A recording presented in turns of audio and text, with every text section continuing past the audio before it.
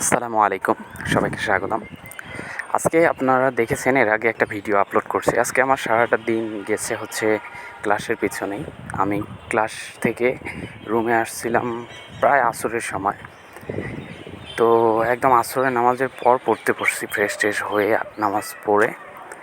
তারপর তো তখন থেকে মোটামুটি এর মাঝে আবার মাগরিব এশা খাওয়া দাওয়া সব কিছু বাদ দিয়ে মোটামুটি 5 ঘন্টার মতো পড়তে পারছি। এখন বাজে প্রায় 12টার কম বাজে। তো এই এতটুকু সময়ে মোটামুটি 5 ঘন্টা পড়াশোনা হলো। তো প্ল্যান ছিল যে আজকে কয়েকটা টপিক পড়বো, কিন্তু বেশি পড়তে পারি নাই, 3টা টপিক পড়ছি। তো যাই হোক, কিছু করার নাই, দেখা যাক কালকে কত ঘন্টা হয়।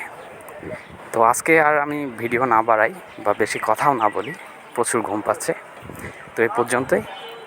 ভালো থাকবেন, ইনশাআল্লাহ দেখা হচ্ছে আগামী ভিডিওতে।